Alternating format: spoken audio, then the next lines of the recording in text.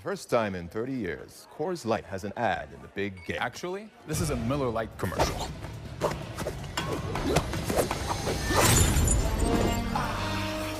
Mountain Code Refreshment. Coors! Miller! Great taste. Nice feeling.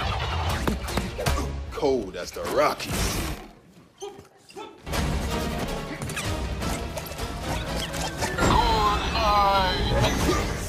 Great taste. Refreshment.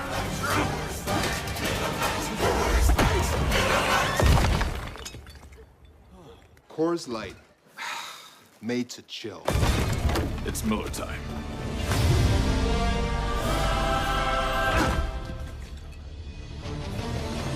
Coors commercial. Miller commercial. Actually, it's a Blue Moon commercial.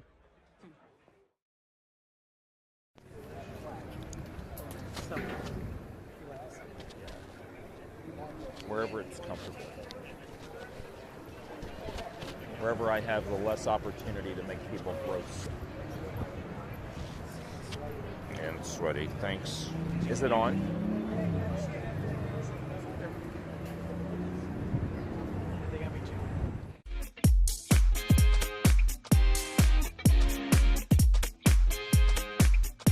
Chosen family is just someone that can help you become the best you.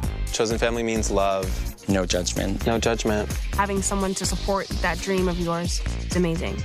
Equality means to not take apart what's different about each other. It means acceptance. I'm living my truth. I'm living my truth with my chosen family. Robert Laval. Is that Kenny Scott? Okay, and then Tim Dawkins. What city are you from? And your city and your team name is what? Oh, well, that's easy. And Tori Savage. Okay.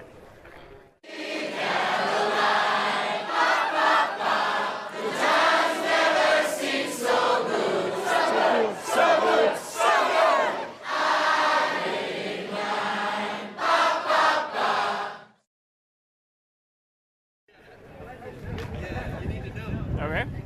Yep. Yep. Alright. These are Ron nicknames that won't get us in trouble, right? Good luck with that.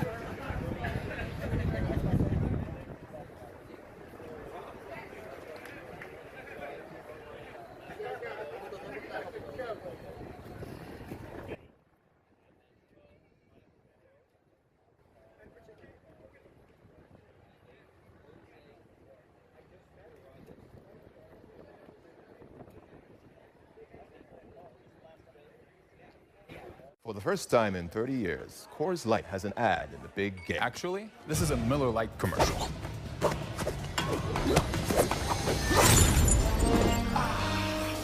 Mountain Code Refreshment. Coors! Miller! Great Taste! Nice filling! cold as the Rockies.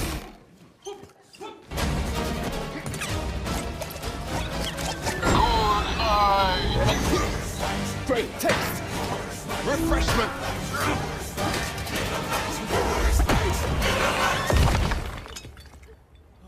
Coors Light, made to chill. It's Miller time.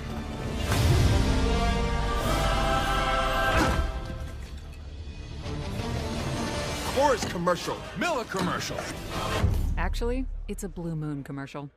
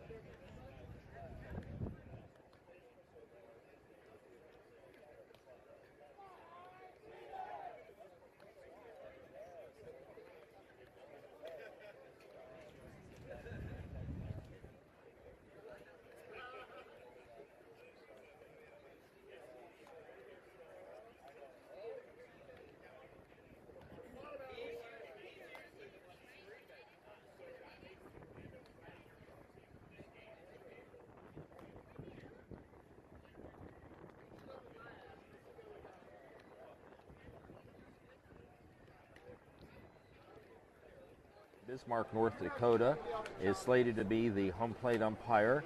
Tim Sabin is going to be the base umpire. Tim is from Knoxville, Tennessee, and so those are the two umpires, the arbiters, who will be a part of this game today. It has been a fun tournament. We've had an excellent display of games that have gone on all week long in just about every division.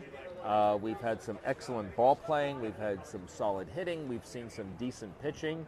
We've also had our our fair share of protests, which is something that can't be avoided sometimes. But today seems to have been a more docile day. The weather here in the Twin Cities has just been phenomenal all week long. We had a little brief shower on the way over to the fields this morning at about 7:30, 8 o'clock, but that was about it. We have had a bit of an issue with the wind. The wind has been rather strong through the last couple of days, gusty winds, and what makes it worse is all the dust that gets kicked up by these winds. Not even the attempt to manicure the field by watering it down has prevented some of that dust from getting to us. And since you are at home and not Dusty, if you can help us out a little bit, this is all much more fun for the players and their families and their friends if you let us know who you are rooting for, that you're excited about a play, and make sure you are tagging some people. Let people know. One of the reasons that we enjoy doing this at Cloud Sports Network and doing it with NAGA is that a lot of folks have to travel to play these games, and sometimes they may have never got people that they love, that they know, that they've worked with, that they've played softball with at a different time, have never gotten to see them play in a situation like this. So it's a lot of fun to see the broadcast, but it's fun if you tag them, let them know, send some hearts, send some thumbs up, and make sure that everybody's getting involved in these games. And let us know how, if you're enjoying the broadcast, what you like about it. We're always happy to make sure that you are happy with what we're doing. We're waiting. The players are here. The coaches are here. And at least for the second time today, we are waiting for the umpires. The marketing chair of NAGA is here. Recent interview of yours. Brandon Woodford, Good who to see we've Brandon talked to out there earlier again. before. Wonderful guy doing a lot of great work with the rebranding as International Pride Softball and working on getting our social media sites to be vigorous and exciting. So International Pride Softball, it was rolled out this weekend. it had been in the works longer than just this weekend. This does not mean that NAGA is going away. NAGA will still be NAGA. And for example, NAGA Cup will still be NAGA Cup, not International Pride Softball Cup. NAGA Hall of Fame will still be NAGA Hall of Fame. It will not be anything but what it is and what it has been. Players are coming out, they are milling on. I think what they're doing is they're getting some publicity pictures.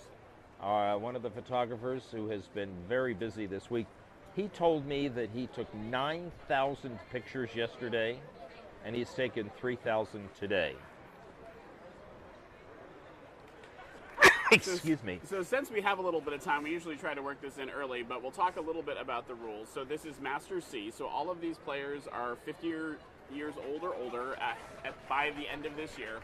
And they are in a slightly higher ratings area. You're going to see some more quality than you would see in D and E level. These are going to be C players, usually rated something around, I believe, something around 13 to 15 by a combination of their fielding and hitting and throwing skills. Every batter will start with a 1-and-1 count, 1 ball and 1 strike. They will also get what is called a courtesy foul. So if they have 2 strikes and they foul a ball off, they will get 1 more chance to hit the ball fair, but if they foul it off twice with 2 strikes, they will be out. Well, one of our umpires is here, Tim Sabin. Are you still from Knoxville? Yes. Okay. You're working with Terry O'Clair? Yes. From Bismarck? Correct. Okay. Are the field umpire and he's the home plate umpire? Correct. Well, I've got 3 for 3. I'm doing well. I think I'll quit while I'm ahead. So we'll also take a moment to talk about how these teams got here.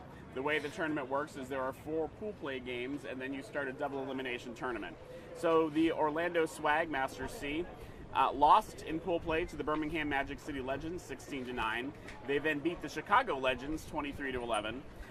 They lost to the Houston Hey Daddy, who you saw earlier in one of our broadcasts, 8-4. And then they beat the San Diego Vengeance 22-0. Once they were in tournament play, they beat the San Francisco Hearts of Fury 14-13. They beat the Boston Big Pappies 21-6. And now they are here, which means they have 2 wins in the winners bracket, and so they are, win or lose, they continue in this tournament.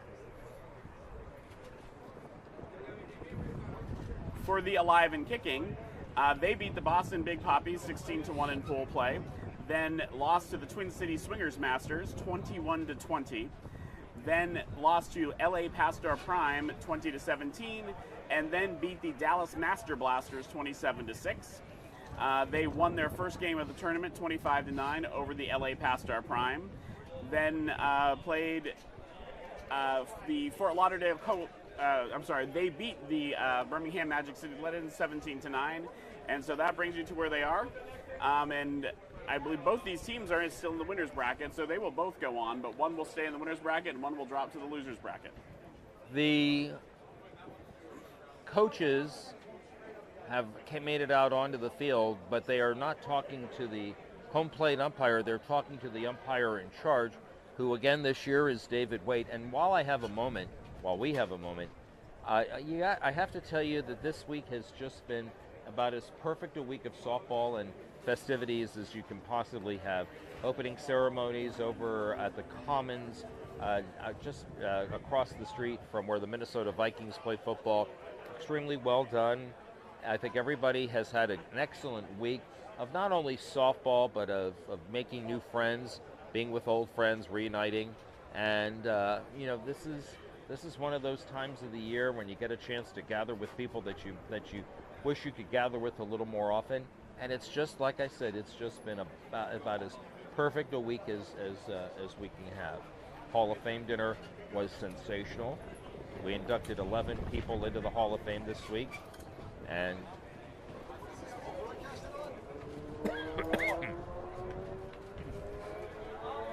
so if you're wondering or you want to share the broadcast, it is on the NAGA, N-A-G-A-A Facebook page or on the NAGA YouTube channel. So that's N-A-G-A-A-A.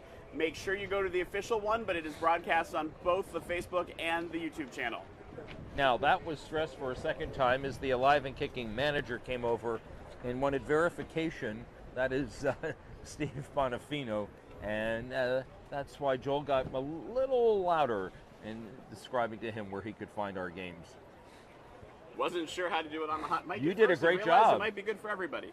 And as you say, like these Masters teams particularly, you are watching people from their own league's Hall of Fame, many of them from the NAGA Hall of Fame. Some people who really have been part of building what has become a huge softball organization. And now, as we mentioned, and with International Pride Softball International, the membership chair has been working on that for some time. We have teams here from Canada already, and they are working on teams from Mexico someday and some Puerto Rico. Still the U.S., but a place that we haven't brought teams in from. And many other places are interested. Australia has been talked about. So really an exciting time for growth for NAGA as International Pride Softball. Someone who has been very instrumental in reaching out to cities not in the United States has been John Brennis from Indianapolis. He has been working very diligently to broaden our reach past the United States and past Canada.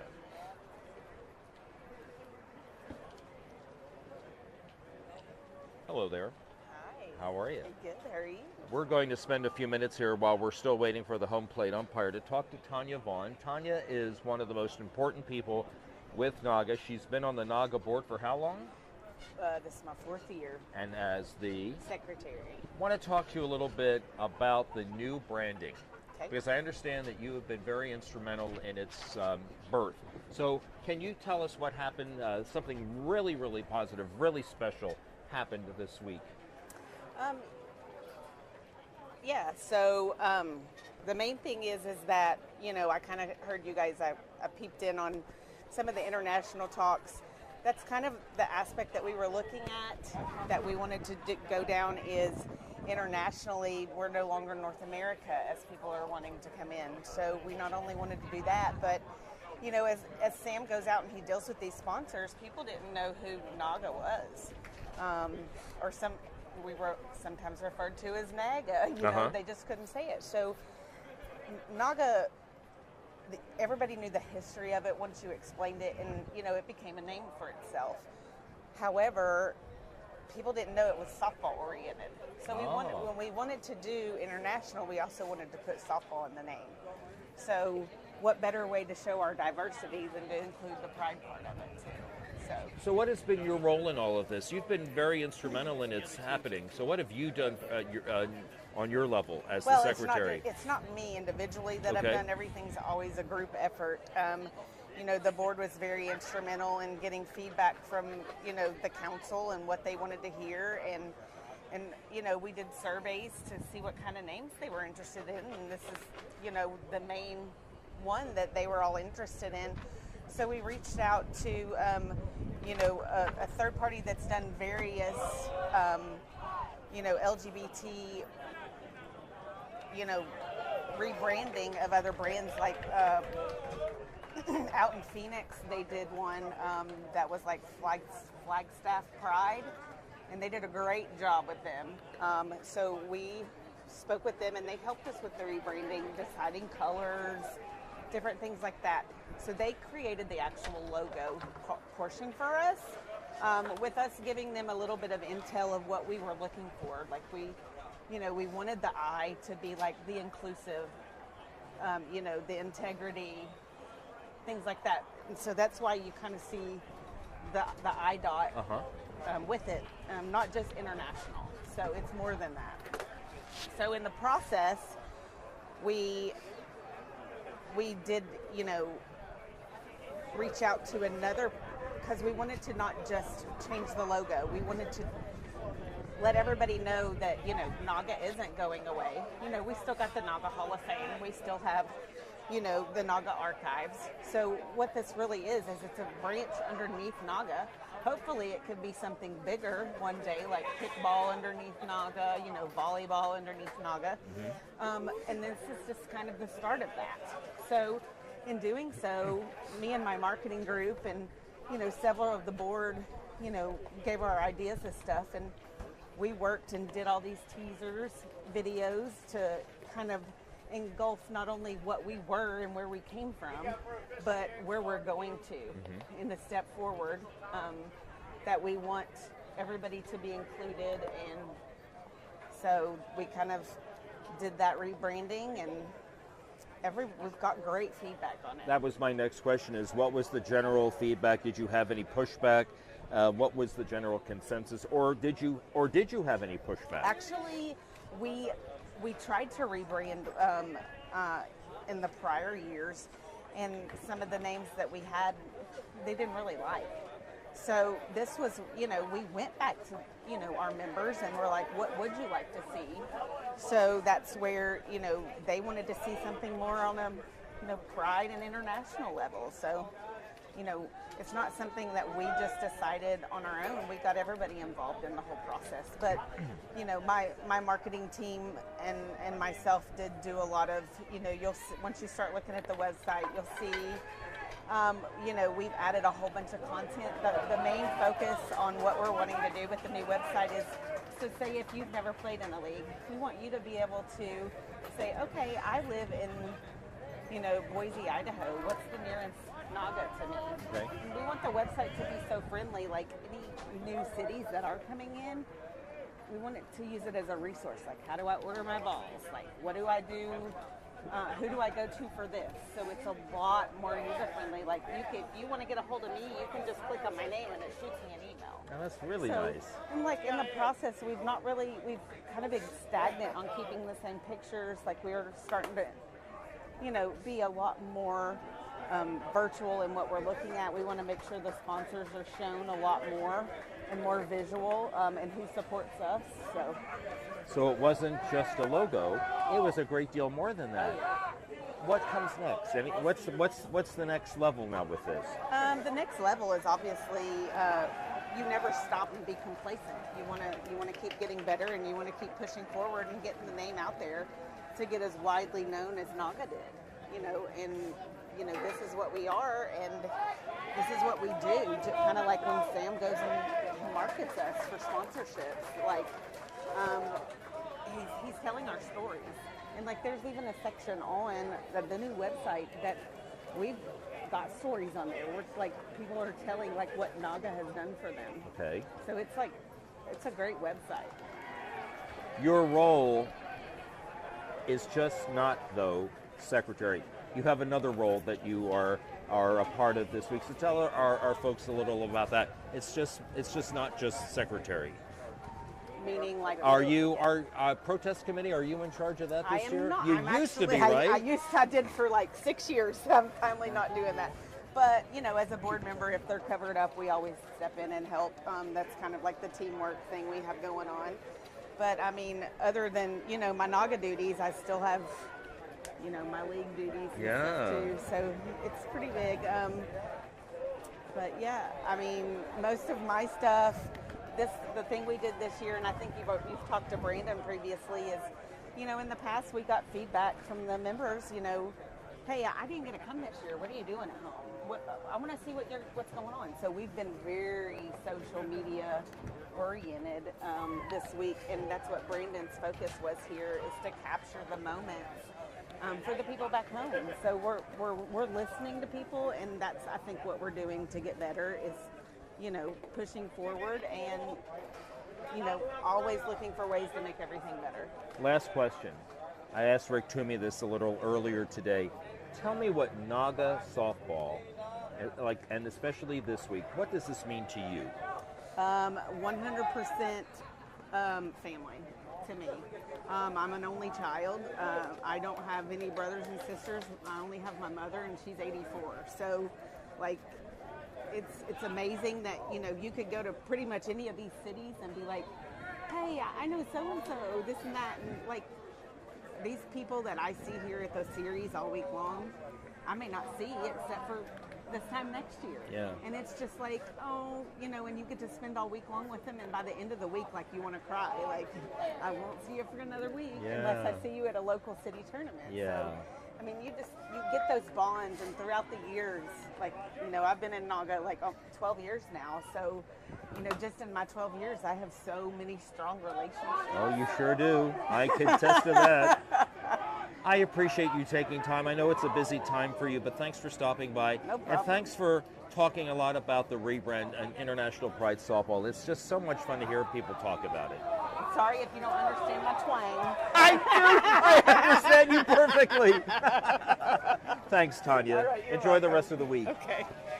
That was Tanya Vaughn, Secretary on the NAGA board, and always a pleasure to talk to her. She's got so much information to share, and we're happy that she stopped by to talk to us today. Have I missed anything?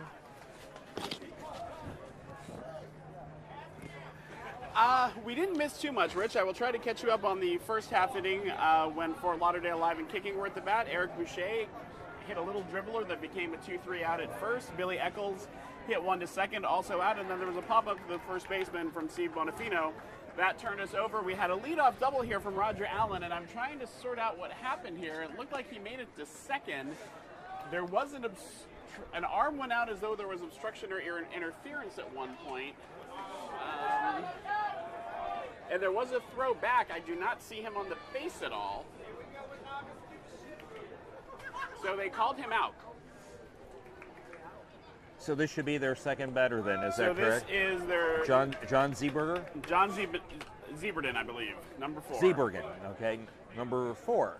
And there's a fly ball or little line drive hit down the right field line, and that is foul.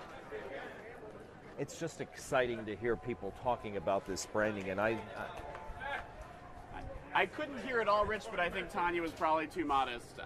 Yeah. I worked with Tanya on one of the committees I work with for NAGA, and she's done an amazing amount of work. And talking about other things, there was a lot of stuff. One of the things that came up was how or if to include the word gay in the branding, and a lot of folks felt that gay isn't as overly inclusive a term as some people feel it was. So we wanted to make sure we were incorporating everybody, and I think this was a good place to land for what is now International Pride Softball. I'm glad that because you were at the meetings and you had a hand in listening to everything that went on. So that's great. It's good to get your perspective. That was a grounder out to the second baseman by John Zeberger, and that brings up Jim Martin. And the first pitch to him is a strike. Again, Jim Martin, a veterinarian, Dr. Jim. Okay.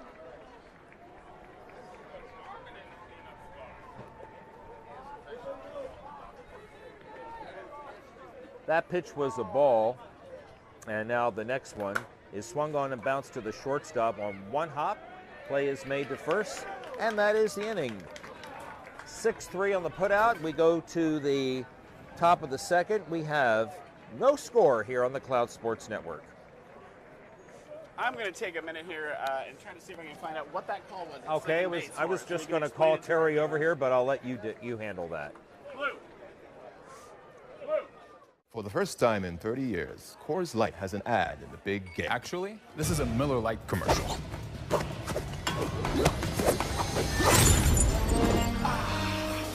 Mountain Code Refreshment. Coors Miller.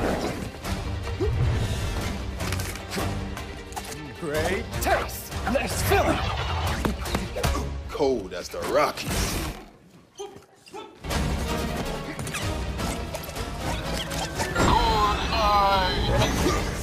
Great taste. Refreshment.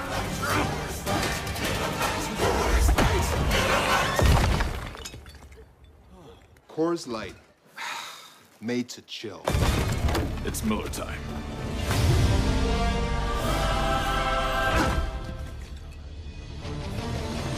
Coors commercial. Miller commercial. Actually, it's a Blue Moon commercial.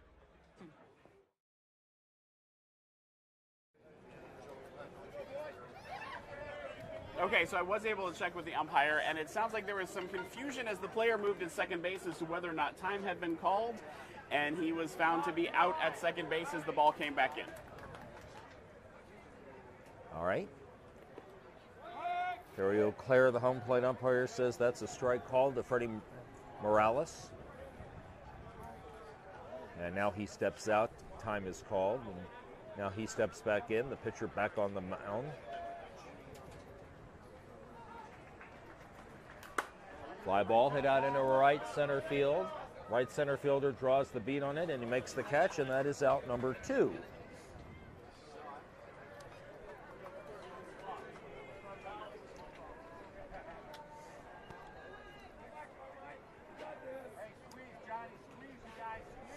Catcher Mike Mann positioning the defense for this batter, Carmine Mastrofolo. And that was our illegal call, so that pitch was too high. That was judged to be above 12 feet in the umpire's eyes. Swinging a bouncing ball to the second baseman, bobbles it, recovers, throws out at first base. Amazing stretch there by the first baseman. Pretty good to still be able to do that at 50 or above. Masters' gloves are flashing so far in the first 9 at-bats. No scores. We go to the bottom of the second on the Cloud Sports Network.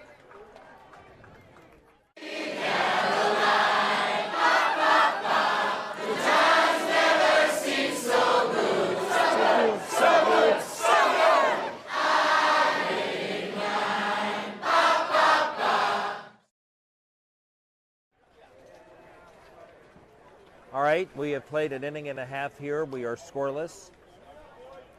Both pitchers have faced the minimum so far, which is unusual in softball. Leadoff batter will be the cleanup batter in this lineup, Marvin Boone. Again, make sure you get on our Facebook, on the NAGA official Facebook page and YouTube site and participate here. Make some comments, like some folks. I am reaching for the Simple Minds joke that goes with Alive and Kicking, and I can't get there. So if you have a good one, put it in the chat. All righty, Marvin, one of the tallest guys on his team, hits one to left center field. Ball's got some carry. It's off the fence. It'll be at least a double. Now it'll be at least a triple. Ball comes into the cutoff man, and that is our first hit of the second inning for Marvin Boone.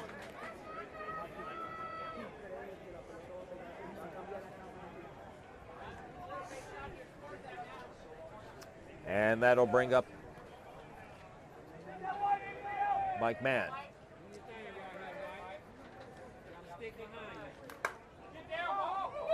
And that pitch is fouled down the left side. Not nice to make your runner jump. Billy Eccles is the pitcher for Fort Lauderdale.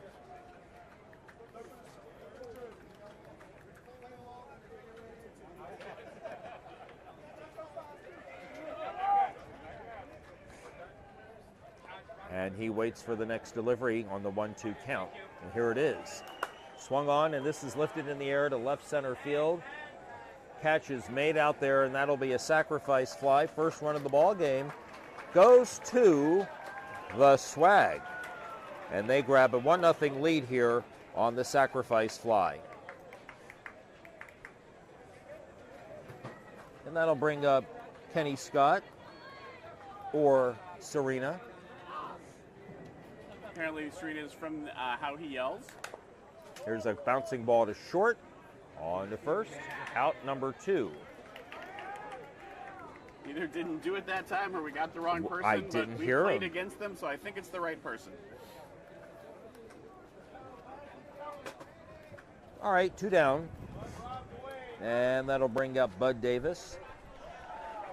Both teams gave us lineup cards for this game that had the first and last names, but the Swag added nicknames for us as well, which is just a little bit more fun for everybody. First pitch is a strike called. It's a ball and 2 strikes. Robert goes by Bud. You're good, you're good. That pitch is too high, illegal, ball 2. And this pitch is on the plate, ball 3. 3 balls and 2 strikes. There's a swing and a bouncing ball into left field for a base hit. 2-out single, the second hit of the ball game in this, or the second hit of the inning for Orlando, and that'll bring up Robert Laval. Where's number 24? Dwayne Smith on deck. First pitch, ball on the plate, ball 2. If you're new to NAGA softball, they start this tournament, in this tournament at least, they start with a 1-1 count until we get to the championships. So 1-1 is the count to start, and right now the count is 2 balls and 2 strikes. one of the things you may have noticed if you watched our earlier broadcast, particularly that B-level game, is those pitchers were wearing masks. This pitcher is not. He is not, just, yeah.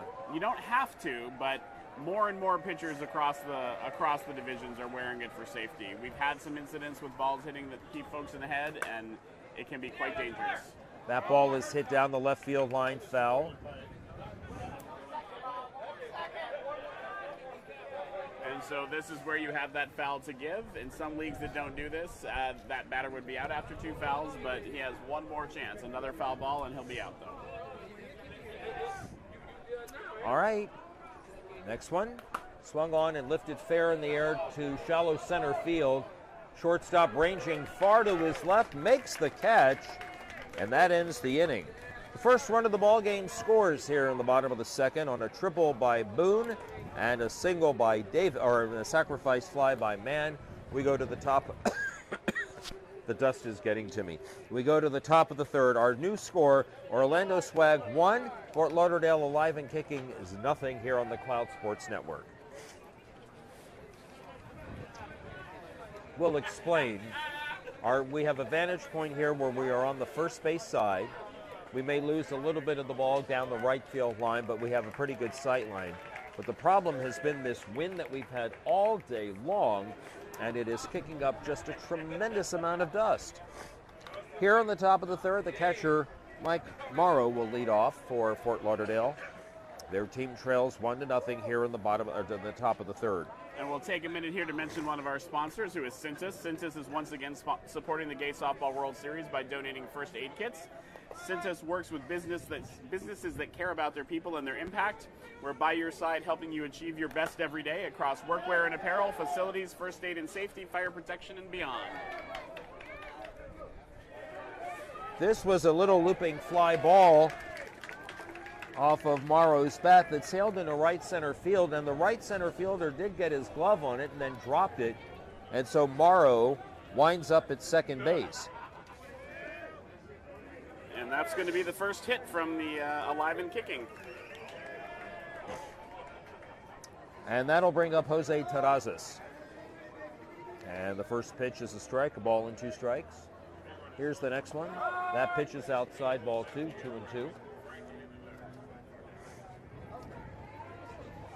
There's a swing and a ground ball in the hole between third and short into left field for a hit. And the game is tied. Morrow comes across the plate to score the first run of the game for the Alive and Kicking. It's 1-1. And we'll bring up We're going to get a Jeff courtesy Hobart, runner here for yes. Devasas. Now this one, this last name presented a challenge to me. Lalesandra, David Lalesandra, he wears number 7. He is the pinch courtesy runner, rather, for Jose Terrazas. First pitch hits the plate for a ball. The next one, it's a strike call.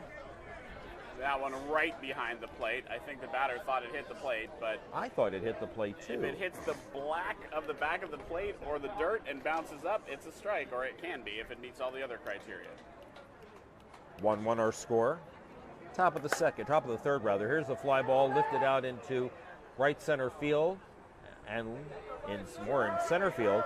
The catch is made by the left center fielder, and now they're going to get a double play because the first base runner tried to tag and go to second. He realized he wasn't going to make it, so he retreated back to first, and the putout is made, and that ends the inning, but a run does score.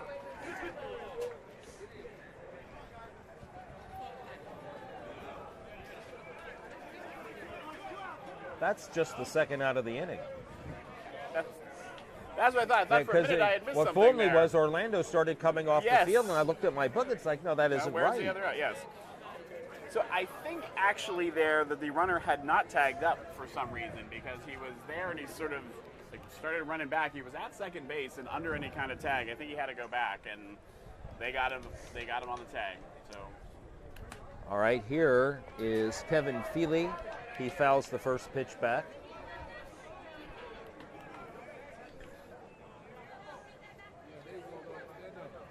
And the next delivery, hit in the air to left field. That's going to drop in for a base hit. more cloud cover than we had. The sun not as bright as it gets later. But not Paul feeling a Kimmick whole will be lot the cooler batter? yet. No. We'll have another courtesy runner. I think you told me they get 2. In the Masters or now Legends divisions, we have changed from Masters to Legends going forward. You get 2 courtesy runners. That's And correct. so Mike Morrow will be that man. The final batter in their batting order is Paul Kimmick. He swings and misses for strike 2. There's a fly ball lifted out into right field. Right fielder comes in, has the beat, and makes the catch. And that is out number 3. In the inning, though, a run does score. We go to the bottom of the 3rd. Our game is tied at 1 here on the Cloud Sports Network.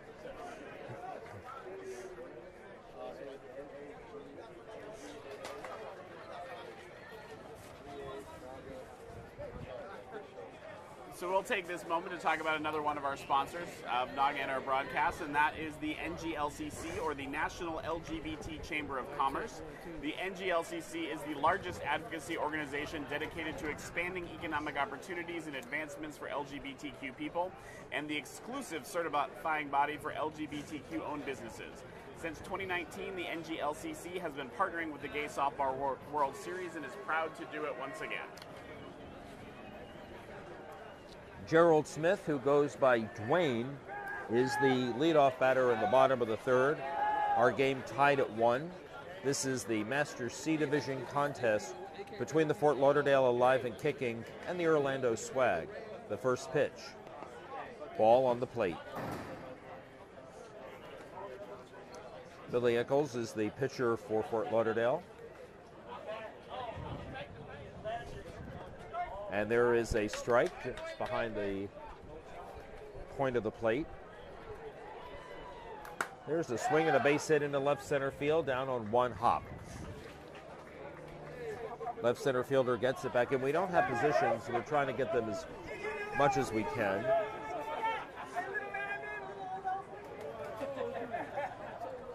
Next batter is going to be the final batter in the batting order. It's Stephen Morey. Stephen Morey. He takes a ball. I don't know how much our microphones pick up, but if you're hearing more chatter, it's because folks are sticking around right now. More people in the stands because we are getting ready for Friday Night Lights and some of the best teams who had the best days yesterday coming to play. And if your team happened to be out of the tournament because you've lost 2, but another team from your city is around, you often are going to hang out and play and cheer for them. So yes, we expect to have a lot more noise and a lot of excitement as the night goes on. Here is Roger Allen. And there you tomahawks one out into right field. And he pulled up lame. He got hurt. The ball was caught. It looks like, again, we lose that sight line because of the first base dugout. But a tag was made by both base runners at 2nd and 3rd. He hurt himself. I mean, he came out of the batter's box and he's limping very noticeably. So it'll be interesting to see what the strategy is here. It's looking like a low-scoring game. You might want to get one of these runs in and just sacrifice with 1 down, but if you can get a single, they're both probably coming in. Here is John Zebergen, and he takes the ball out a little low. 2-1 delivery, swung on and fouled to the right side. 2 balls, 2 strikes. Reached out a little bit in front of the plate for that one. I think, as you saw, he was trying to get it to right field. Batters have had a lot of success if they can just get it up in the wind and dump it just inside the foul line on that right side. Too far for the outfielder to get, but a lot of them end up blowing foul anyway. Here comes another one of our mini dust storms. Yes, not a dust devil, but close enough. Whatever is wrong with Roger Allen, it's his left hamstring. There's a ground ball underneath the shortstop's glove and on into left field for a hit. And 2 runs will score. Smith and Morey. Not swinging for a sacrifice there, drove them both in. And now we have a score of 3-1 in favor of the Orlando Swag. Right, he's standing up.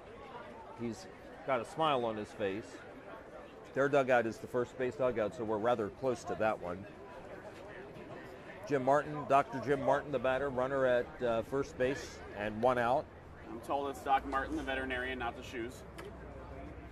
Here's a line drive out into left center field, and that ball is going to get down It's cut off by the left fielder, but not enough for the runners to hold up. They advance to second and third. That'll be a double. It's a double for Doc Martin, and it's second and third. Still just one out, and the batter Marvin Boone. Marvin Boone tripled in his first plate appearance and scored his team's first run. They have added 2 more here in the bottom of the third.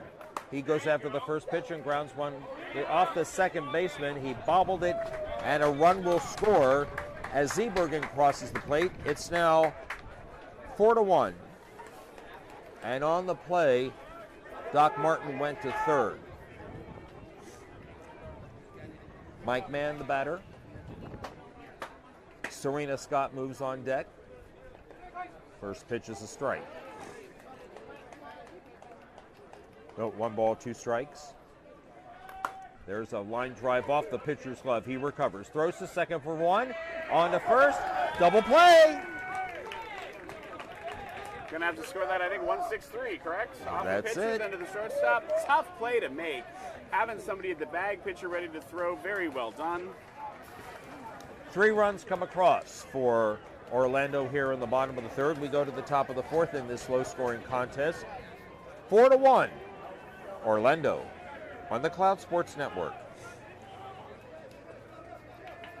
And, you know, it's hard to know when a game is low-scoring. First of all, it may not last, but it may be because the pitchers are especially good.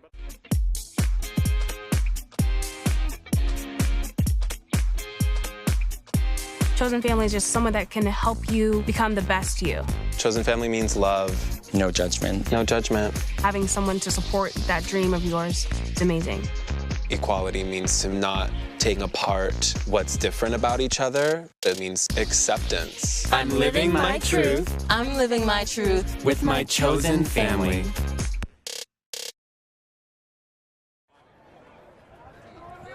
All right, 3 runs did score here in that bottom of the third. It's 4-1 for the Orlando Swag over the Fort Lauderdale Alive and Kicking. The leadoff batter, we're back to the top of the order, and Eric Boucher, who lines one up the middle and into center field for a hit. So he's 1 for 2, and that'll bring up Billy Eichels. He grounded to second.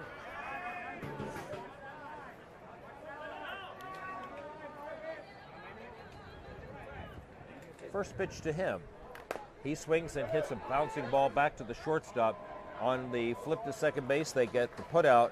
The putout goes 6-4, and Boucher out at second base.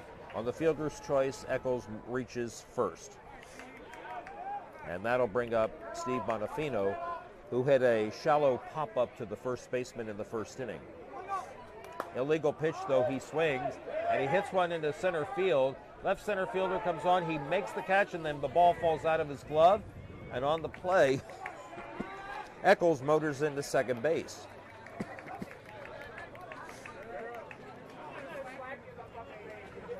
Tying run at the plate with the and that's the cleanup batter. You can hit a home run in Masters C.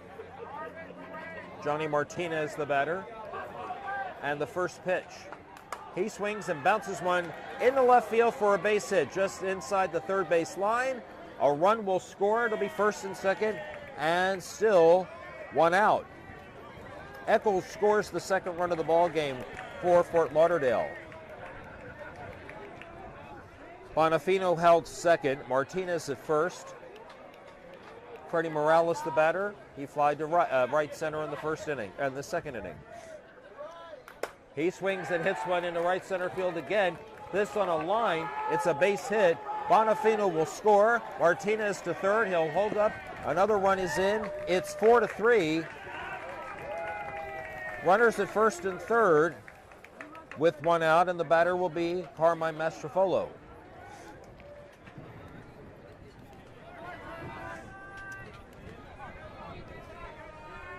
There's a courtesy runner, and my vision is blocked, so I can't tell you who it is.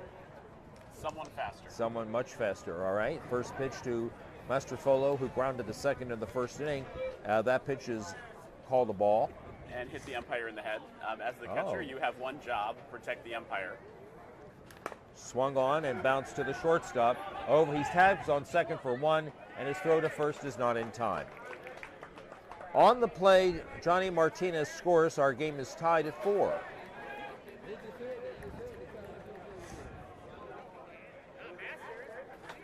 And that brings up the catcher, Mike Morrow. He doubled and scored in the 3rd inning. And he lines one into left field, and it is in for a hit. A single to left by Morrow. Mastrofolo on his way to second base, held up there. Jose Terrazas is the batter. He goes after the first one and bounces one in the hole between third and short. Shortstop makes the play and on to second for the force out, getting Morrow, and that ends the inning. But 3 more runs do score. That makes our new score 4-4, going to the bottom of the 4th on the Cloud Sports Network.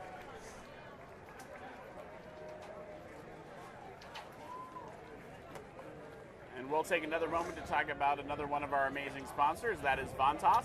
The 2023 Gay Softball World Series is brought to you in part by Vantas Corporation. Whether you're managing a growing bus network or complex railroad, Vantas' intelligent dispatch technology with built-in real-time capabilities is essential to keeping your operation on track. Never miss another opportunity to attract a commuter to public transit. Ensuring diversity, equity, inclusion, and belonging are woven into the fabric of the company's culture. Vantas is committed to recruiting, promoting, and developing a workforce that reflects and celebrates the diversity of the communities it serves.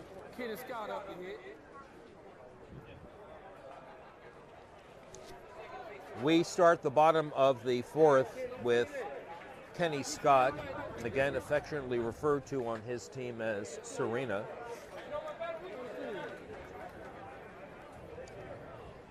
And we await the first pitch of the bottom of the 4th. There it is. And there's, then we heard the scream up the middle for a base hit. Serena.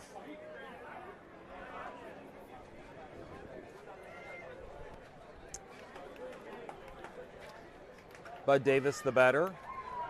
He singled in the 1st inning. By the way, Scott is now 1 for 2. His first at-bat resulted in a ground ball to shortstop. Here's a fly ball foul hit to the left side and out of play.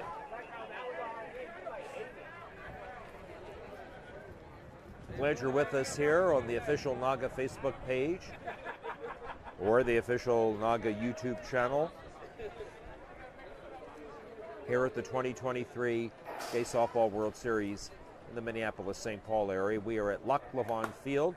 There's a line drive hit out into right center field, caught. That's out number 1, and we'll bring up Robert Laval. He popped to the shortstop in the 1st inning. Shortstop had to range to his left to make the catch, and he did.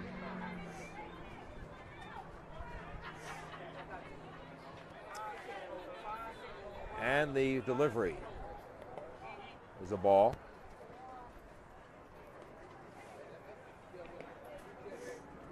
Two balls, one strike.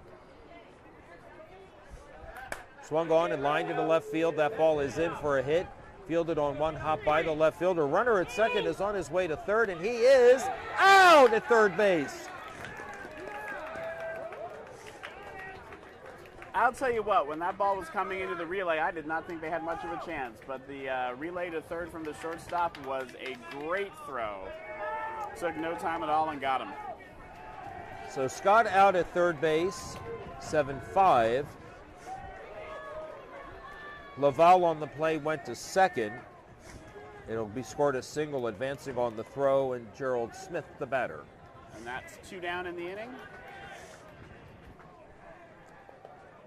First pitch is a ball. I like to remind myself of that because when somebody's tagged out on the bases, I sometimes lose track.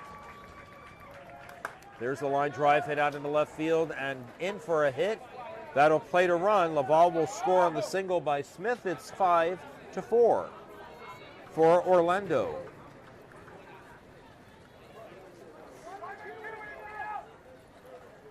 And that's going to bring up the last batter, Stephen Morey, and we can see Roger Allen toughing it out, still out there going for the on-deck circle, going to swing the bat again.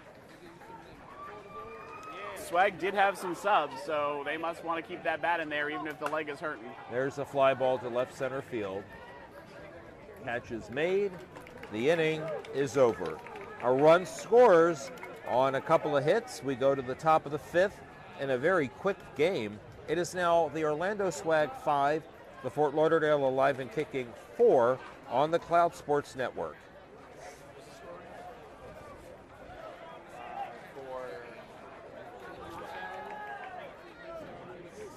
So one of the things that's important when you're doing these NAGA tournaments is we want to be inclusive of all orientations and genders.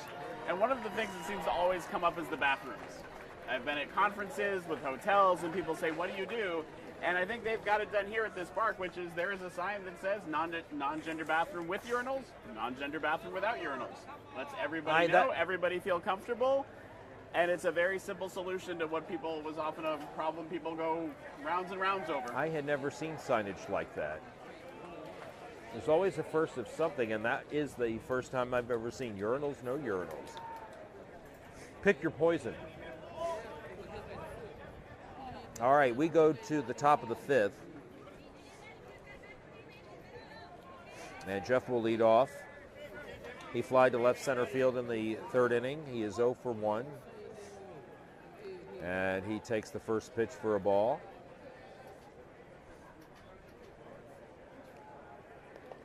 He takes the second pitch for a strike. 2-2.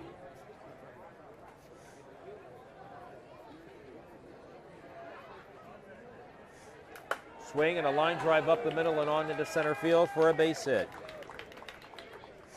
That's how the top of the 5th starts for the Alive and Kicking out of Fort Lauderdale. We'll bring up Kevin Feely, who singled in his only other plate appearance. He swings and grounds one foul down the 3rd base line. So at risk of being considered a member of the Astros, I will point out that there was a sign there. Sometimes the catcher does this. He was pointing up in the air to tell his pitcher that this guy probably will hit high arcing pitches less well. That's what that means? That's usually what that means. Okay. If the catcher is going up like this, it probably means he thinks that the pitcher should throw the ball up. Okay. Pitcher may or may not agree, but usually that means they think they want inside. You also might see inside and outside. Yep. He just did it again. So let's see where this pitch goes.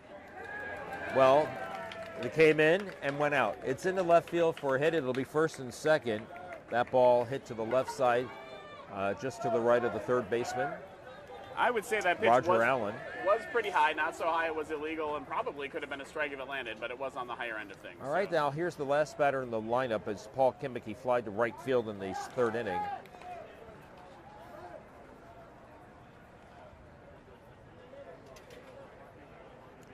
Swung on and lifted in the air, foul down the right field line. A ball and 2 strikes. Runner at 1st, runner at 2nd. And nobody out. Fort Lauderdale playing here at bat in the top of the 5th, and they are about to tie this game on a line drive into center field. Well, no, the runner at 2nd held at 3rd. So the bases are loaded. Back to the top of the order. Eric Boucher, the batter. He singled in his previous plate appearance. He is 1 for 2 today. And he hits the first pitch beyond the second baseman's reach. It'll score a run. The game is tied again. 5-5. Some of the folks from the Swag were saying he hits to the right, he hits to the right. They were correct, but it didn't get, the defense wasn't able to get to that ball, even though they had it called correctly. Just went beyond the reach of the second baseman. It was ranging to his right. There's a line drive in the left field off the bat of Beckles. It'll score 2 runs. The throw comes into the shortstop. Kevin Feely and Paul Kimmick both score. 3 runs in the inning, so it's 7-5 in favor of Fort Lauderdale. And this is sort of classic softball at the C and D level. You don't see necessarily home runs, and fly balls are just out. It's these little singles that find their way through the infield or over it that are the bread and butter of softball. Batter is Steve Bonifino. He lifts one into right field. That ball is in for a hit. That'll score 1. And the throw comes into 3rd, gets by the 3rd baseman though. Oh, he is going to try to score. They throw home, and the ball almost came to me. And now they throw to 3rd base to try to get the runner.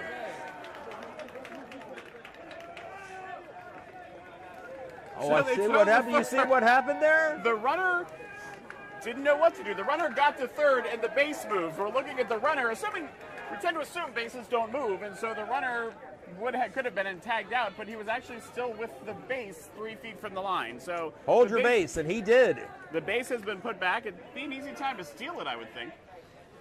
They're going to take a little time to make sure that that base is secure. So Bonifino is at third base on a base hit. There's an error on a throw that allows him to get all the way to third base. And it is exciting and good when you can throw somebody out, but sometimes if you don't get him, you just end up chasing runners, and that's kind of what happened there.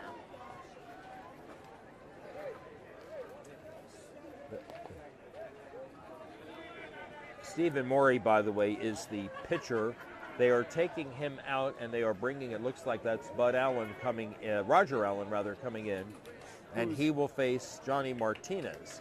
His leg must be better, because one of the harder things to do is to pitch on a bad leg, because you use your legs a lot in pitching. So surprised to see him out there. Hopefully he's doing better. Our own pitcher, Roman Jimenez, who is the lead here for Cloud Sports Network, actually was having a little trouble pitching because of an injury to his leg. All right, 5 runs have scored here in the top of the 5th.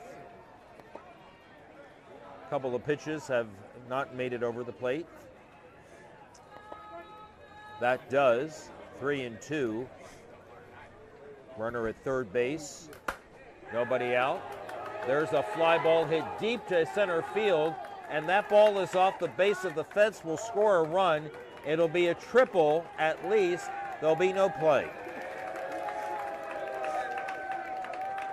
That ball was scorched, and I think that would have gone pretty far anytime, but the wind has died down a little bit here, at least in terms of the consistency. We still get our gusts, but it's certainly not blowing as evenly and as hard, so that's probably letting some of these balls go a little bit deeper towards the fence. Umpire has his hand up there. That was not a pitch. It won't count for anything. Batter wasn't ready. Freddie Morales is the batter. The 1-1 count begins, and there's a base hit into right center field. Another run has scored. That is the 7th run of the inning for Fort Lauderdale.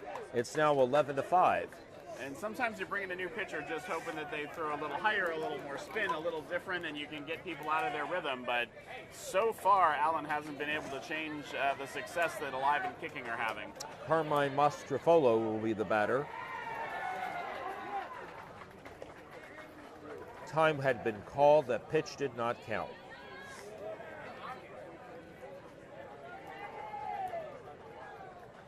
There is a fly ball hit out into shallow center field. Left center fielder has the beat on it, makes the catch. That is the first out of the 5th. And we'll bring up Mike Morrow. Single and a run, a double rather, and a run scored, and a single. He hits one foul to the left side.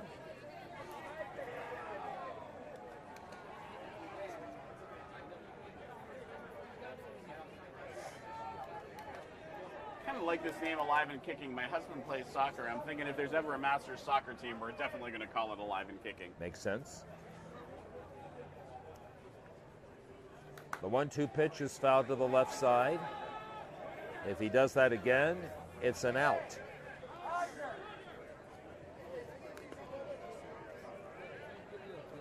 Roger Allen's pitch hits into left center field. Ball gets by the left center fielder. He tried to make the catch, and the ball rolls all the way to the fence. A run will score. The other runner to third base, the batter to third base, and that is the 8th run of the inning. And as Travasas comes to the plate, Alive and Kicking will have batted around in this 5th inning.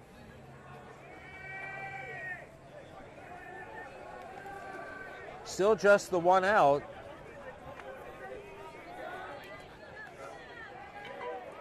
As we said earlier, low-scoring games don't always stay that way. Oh. First pitch is a ball. 2 balls and a strike.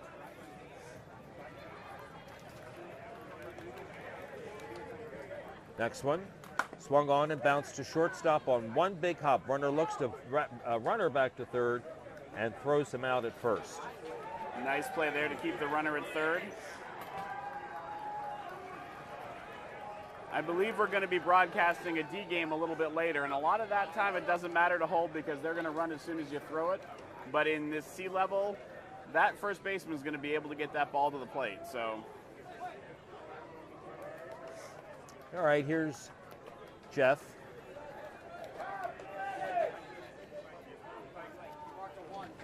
And he's taking a couple of pitches for balls. 2 balls, 3 balls rather, and 1 strike. There's the swing and a fly ball hit to left center field. That ball's got some carry. This one rolls all the way to the fence. A run has scored, and Habert will hold up at second base. Second hit in the inning. And another double.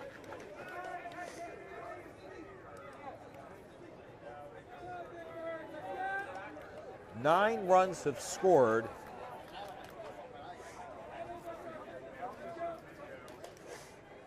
And for the second time this inning, Kevin Feely. Foul back. And caught by the catcher.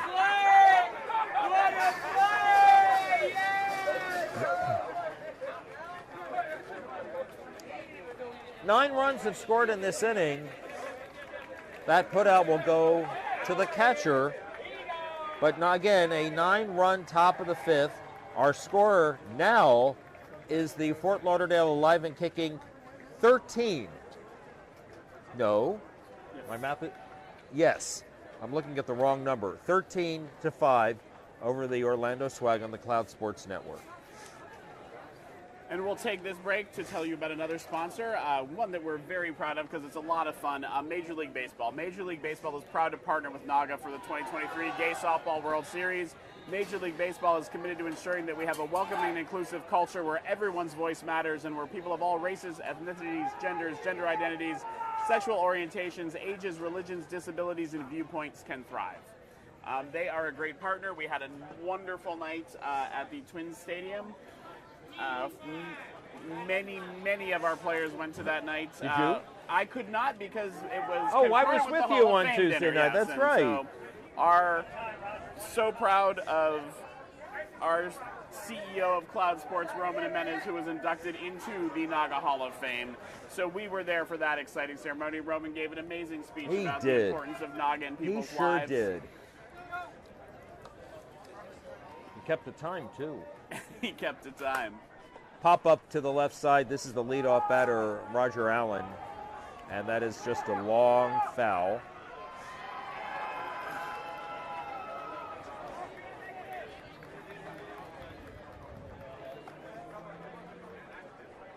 So Swag with some work to do here.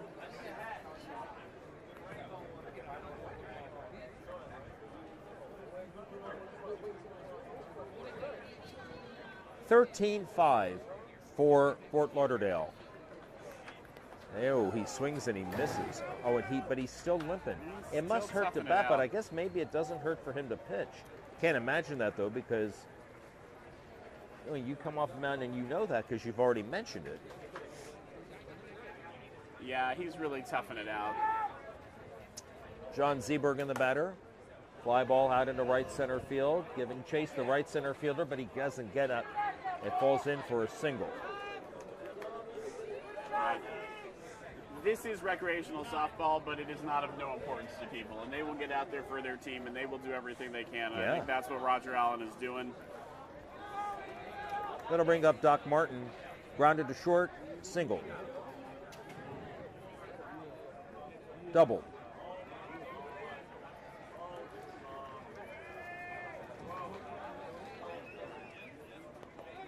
And a strike is called. It's a ball and 2 strikes.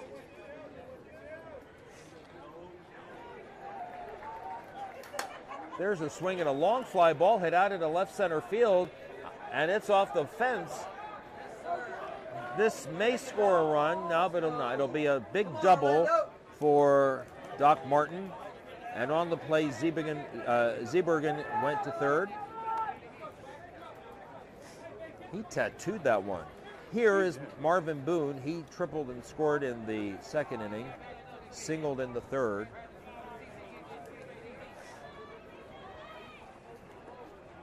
nobody at first. Well, they have a decent lead. We'll see if they pitch around him or go right at him here.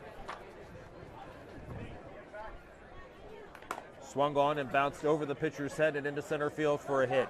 1 run is in. Here comes another man, Boone on his way to second, and it'll be a double and 2 RBIs for Marvin Boone. So they did go right after him, no pitching around him there, and he made them pay for it with that single up the middle. Seabergen and Martin both score, and it is now 13-7. The catcher, Mike Mann, will be the batter. He hits one to left field. It's high enough. Easy catch made by the left fielder. Boone tags and goes to third and makes it easily. Ball was bobbled by the shortstop on the relay. Interesting choice there with 1 down. Usually you don't want to make the second out at third base because you're going to score on a single anyway, but... Here's Serena Scott. Grounded to short, singled, screamed. His single came in the 4th inning.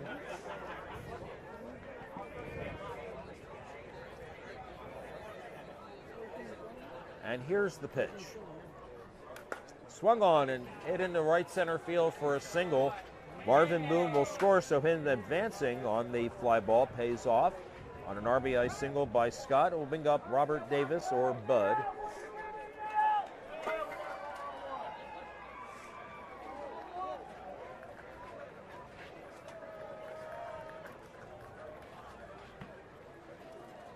Runner at first, 3 runs in the inning, 2 out and a line drive foul down the left field line. A lot of room down there, not a bad idea, but curved it foul.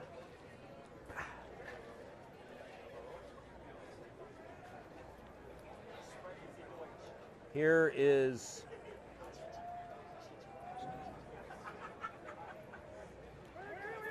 getting an update here from our production and data team. And so our next game here on Lac La Vaughn Field 3 is going to be a C game with the DC Raptors, the number 19 seed, and the Columbus United Elite, who are the number 10 seed. There's a ground ball up the middle and on into center field for another hit.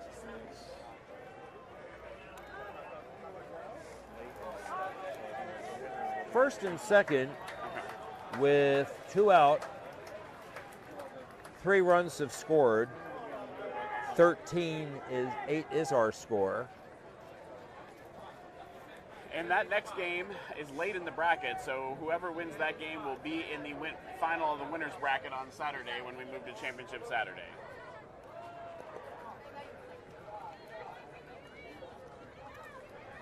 Robert Laval, the batter. Popped to short, singled. Takes a pitch for a ball.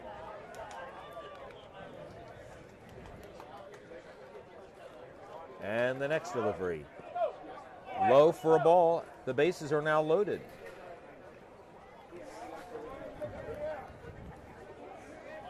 And we'll bring up Dwayne Smith.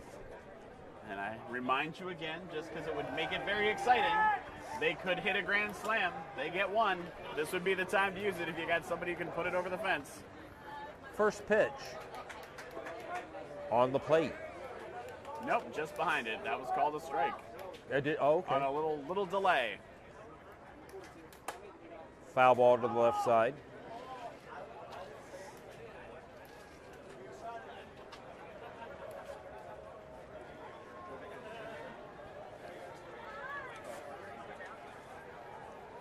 One ball, 2 strikes.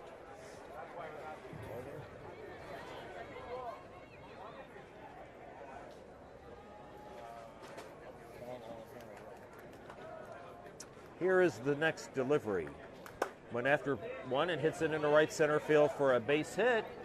A run will score. The other runners move up. 4th run in the inning, 13-9. So the tying run is at the plate, and the person of Stephen Morey. Here's the first pitch to him. Popped in the air to the right side. Could be trouble. Well, second baseman is over there and makes the play. 4 runs came across in the bottom of the 5th. We go to the top of the 6th here. It is the Fort Lauderdale Alive and Kicking 13 and the Orlando Swag 9 here on the Cloud Sports Network. And someone behind us asked if the game was over. It is not. We are going to the 6th inning.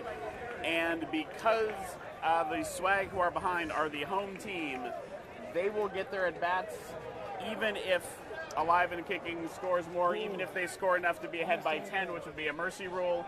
Swag still gets their at-bats, so we're going to play this full inning no matter what.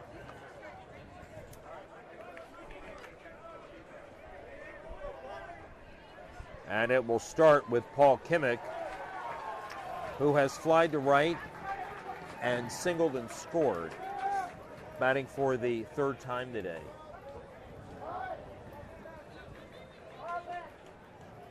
So one of the reasons the games are going to be a little further in the bracket is that we are going to be moving into what's called Friday Night Lights. Ground ball back to the pitcher, bobbles it, recovers, and throws him out. Got to respect that play. You could tell him hobbling on that leg a little bit and still manage to get out there and make that play.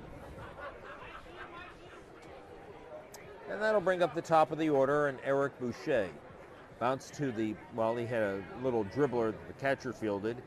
He is singled and singled again and scored a run. He is 2 for 3. So Championship Saturday was something that people waiting for and lots of people would stay for. NAGA a few years ago added Friday Night Lights to make it a similar event, and so a lot of the teams you're going to be seeing in the last couple of broadcasts are teams that maybe won all their games yesterday. This is their first game of today, and some of them, win or lose, are still going on to Saturday. It just depends where it just matters whether they'll be in the winners or losers bracket. Boucher with a single. He is now 3 for 4. Bring up Billy Eccles, who is 2 for 3. Or, I'm sorry, he is 1 for 3, but he has scored 2 runs. And he swings and bounces one in the hole. First baseman makes the play to the shortstop, and there's a bobble, and the runner will be safe.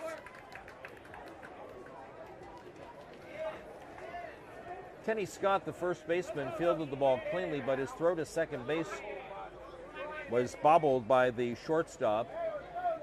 Probably was going to be the only play he had. He had a range so far to his right that he probably wasn't going to be able to get back to first. And the pitcher, as we've seen, Roger Allen, trying to make it work out there, but probably was not going to be able to get there to cover in time. Dwayne Smith is the shortstop. So runners at first and second with the 1 out, and Steve Bonafino the batter.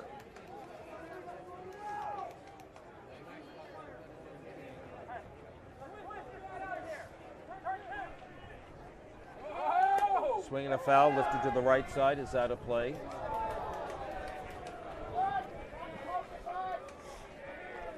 So, Alive and Kicking with their at-bat here on the top of the 6th inning.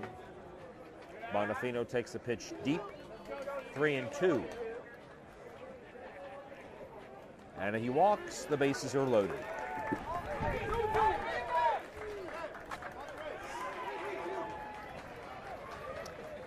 Johnny Martinez has bounced to the shortstop. He has singled, he has tripled, he has scored 2 runs. Apparently that pitch was not a ball.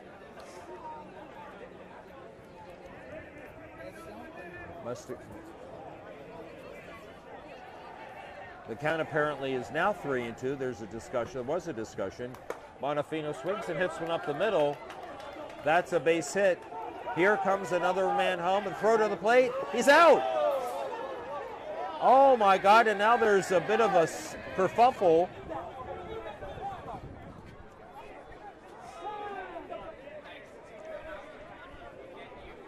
Boucher hit the catcher. Man. Now 71 is the catcher. Now that's Maury. Hit him a little too hard. And Maury took him down, got a pin. So I think what we're talking about here is there is a rule in USA Softball, which is what NAGA uses, that you are not allowed to try to take out the catcher. You have to try to, you have a right to the base, But if they are just trying to tag you, you don't have a right to run them over in a harsh way. And I think the discussion is whether the runners who moved up on that play should get to move up, or whether the runner taking out the catcher or running through him was considered interference. However, I think the catcher was in the baseline, maybe the call here, so the runner did have some right to do it. They looked very upset at each other there, but the umpires, I think, are trying to decide based on how they call that play at the plate whether those runners need to go back. All right, the umpires are chatting about this now, and here, let's see what we'll get here. We know that the runner is out. So Boucher out at the plate, but it looks like the umpires are going to allow Eccles to advance to third and Bonifino to advance to second on that hit, but no runs scored. And so this is what they're talking about. You see it here. The catcher's saying, I was out of the baseline, I tagged him, so he shouldn't have been able to run into me. That's true. But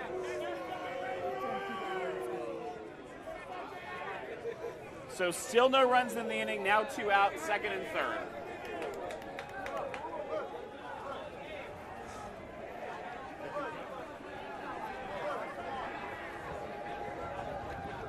The scorebook person for Orlando has been trying to get the attention of one of the umpires, and I guess he's just given up on that. Well, and while we sort that out, let's go back to that pitch that we thought was a ball that wasn't. Usually a ball that ends up in the catcher's glove is too high to have been a strike, but this catcher's glove is not far behind the plate when he catches them, and so it was fine for the umpire to call that a strike, and I think that's what he did.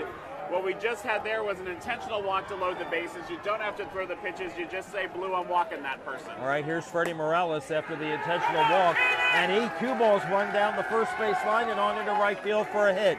A run is in, another run is in. 2-run score as Eccles and Bonifino have crossed the plate. That time they don't get him at the plate. On the play, Martinez, who was intentionally walked, goes to third, and Morales moves up to second. So it is second and third, 2 out.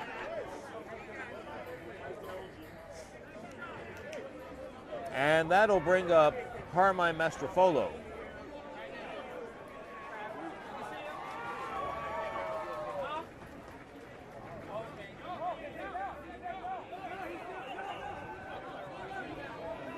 Well, now there's another discussion going on with Steve Morey and the umpire. He thought that, he must be arguing that he thought that the second runner that scored Bonifino might have come in a little too close. Anyway, runners at second and third. There's a swing and a grounder to short. They'll look the runners back on to first, and that should be the inning. 2 runs. So after all that, 2... The score is 15-9 as we go to the bottom of the 6th inning. So let's just recap here. Yeah. If we can. So there was a dust-up. Kimmick was out 1-3. Boucher was out at the plate. Eccles scored. Bonifino scored. Martinez ended at third. Morales ended at second. And Moscofonto made the final out as a grounder that was out 6-3. So Morrow will lead off the next inning. And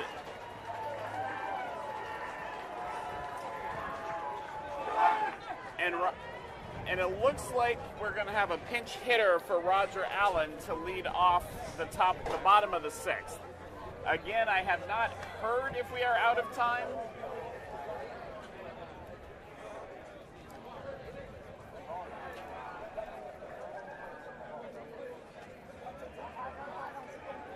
Well, 15-9 is our score. And Rich, do you have it as Roger Allen would be up? Yes. Okay, so this looks like it's a pinch hitter for Roger Allen. When we can see his number, we'll try to tell you who it is. 8. Number 8, I believe, is Tim Dawkins.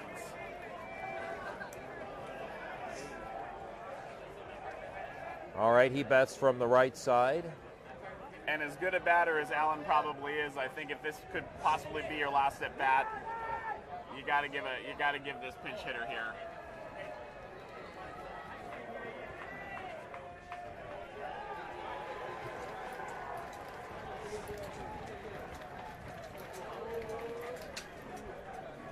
chat there. It's possible these teams know each other or know players. A lot of these master players have been playing for a long time with lots of different teams that have lots of friends who know how they hit or pitch. Well, this is the Battle of Florida, and the first pitch to, what did you say his name was? Tim Dawkins. Tim Dawkins is a ball. And now a strike. 2-2.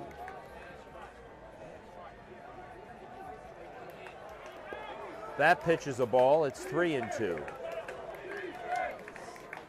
Taking a walk if you can get it, not a bad idea. Swag needs some base runners to get these runs back. Swung on and bounced right back to the pitcher. Eccles Fields, it's 1 out. Looked like that one was going to come in short, but also looked like it was going to be tough to take and have full faith in that.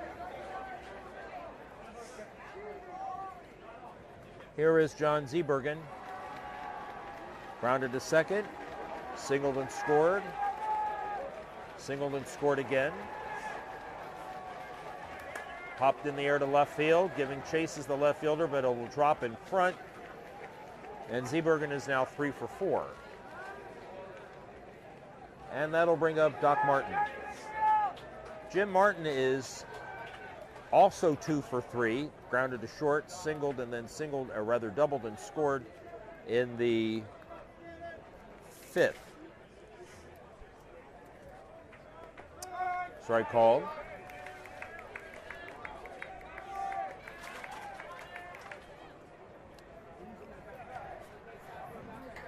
And here is the next delivery. Swung on and hit high in the air to left field. Left fielder goes back about 10 or 15 steps and makes the out. On the play, Zeebergen tags and goes to second base. And that'll bring up Marvin Boone. Marvin Boone has tripled, he has singled, he has doubled, he has scored 2 runs.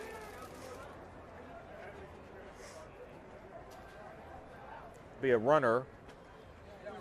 Number 7 is running, that is Doc Martin. He is running for Zeebergen. So if Boone were to hit a home run, he'd be hitting for the cycle.